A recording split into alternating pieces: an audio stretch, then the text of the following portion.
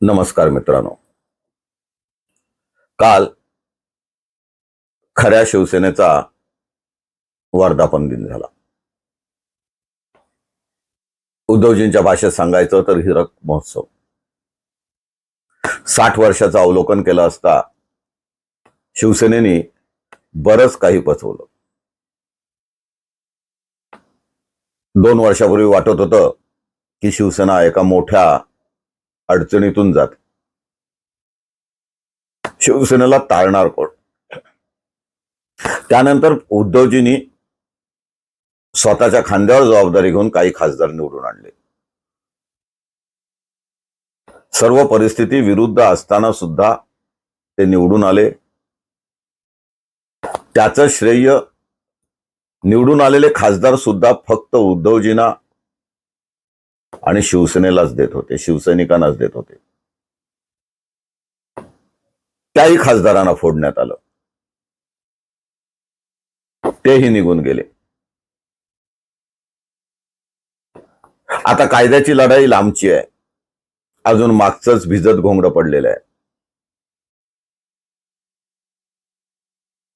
जनतेला वाटतं खरी शिवसेना उद्धवजींचीच आहे. जनतेला वाटतं धनुष्यबाण उद्धवजींनाच मिळाला पाहिजे. पण आयोगाला तसं वाटत नाही आणि अद्यापपर्यंत सुप्रीम कोर्ट त्याच्यावर शिक्कामोर्तब करायला तयार नाही. आता यापुढची लढाई काथ्याकूट किती वर्ष चालेल त्याचाही भरोसा नाही. या सर्व पार्श्वभूमीवर राहिलेल्या शिलेदारांसोबत आणि समोर बसलेल्या शिवसैनिकांसमोर उद्धवजी व्यक्त झाले.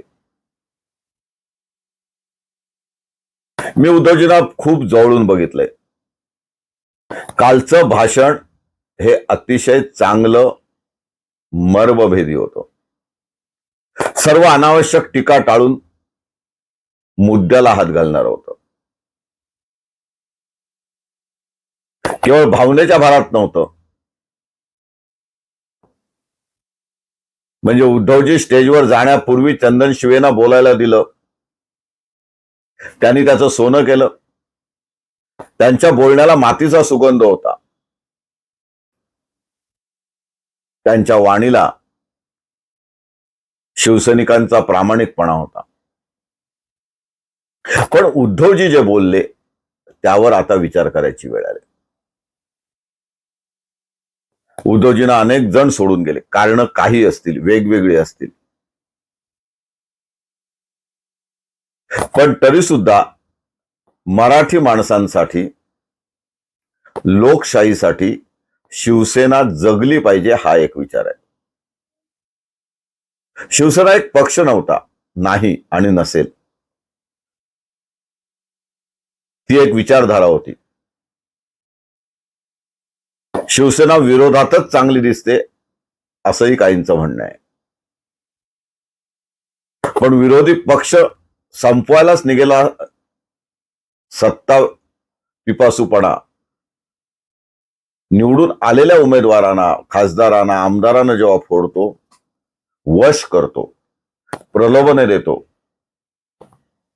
चौकशी थांबवण्याची गाजरं दाखवतो, तेव्हा यापुढे पक्ष चालवणं एवढं सोपं राहिलेलं नाही.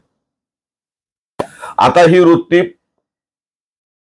राजकीय कार्यकर्त्यांच्या मनामनात, नसानसात भिनलेली आहे. तुम्ही कोणाच्या जीवावर निवडून येता, कोणत्या पक्षाचा झेंडा घेऊन तुम्ही निवडून आलात, याला मग महत्व राहत नाही. तुमचा स्वाभिमान तुटून पडतो. म्हणून एका खासदाराने काल सांगितलं की व्यवहार म्हणून, राजकारण म्हणून माझा निर्णय बरोबर आहे. कदाचित तो असेलही. पण मग त्यांनी राजीनामा का नाही दिला? ते खासदार असताना जर ग्रामपंचायत, जिल्हा परिषदा निवडणुका हरल्या जात असतील, म्हणजे जनाधार त्यांना नसेल आणि तरी सुद्धा ते निवडून येत असतील, तर त्यांना निवडून देताना ती मतं सत्ताधिकाऱ्यांच्या विरुद्ध होती, राज्य सरकारच्या विरुद्ध होती, केंद्र सरकारच्या विरुद्ध होती, त्यांच्या पॉलिसीच्या विरुद्ध होती. आणि मुख्य म्हणजे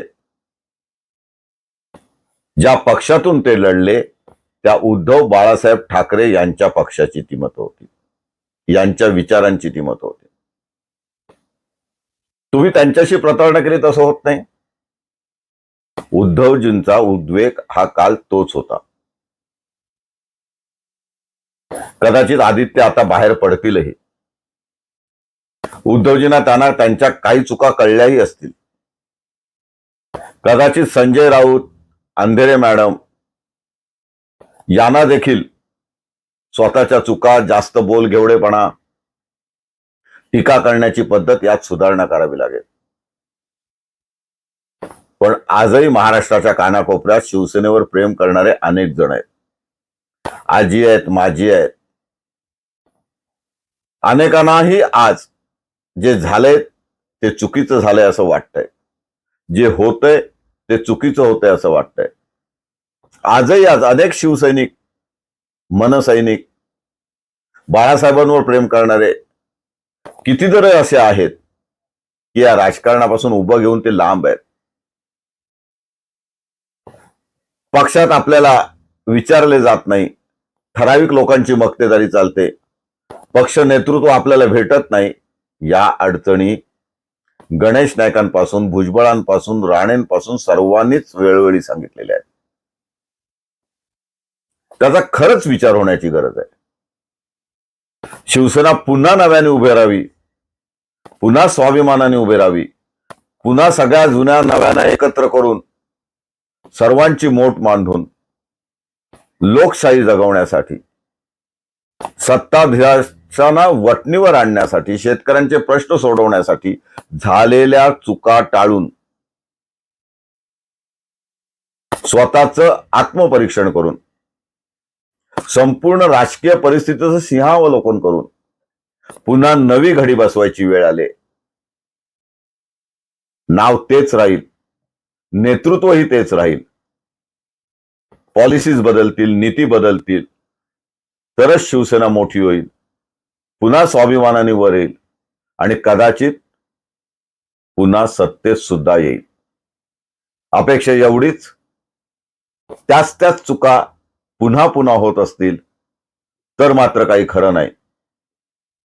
शिवसैनिक आतून तुटतोय, डळमळतोय, हेही खोटं आहे. शिवसैनिक आहे तिथेच आहे, फक्त तो थोडा विषण्ण झालाय. त्याच्यापर्यंत पोहोचण्याची गरज आहे. आज आपण इथेच थांबूया. कालच्या भाषणांबद्दल उद्धवजींचं खरंच कौतुक आहे, अभिनंदन आहे आणि त्यांना शुभेच्छाही आहेत. जय हिंद, जय महाराष्ट्र.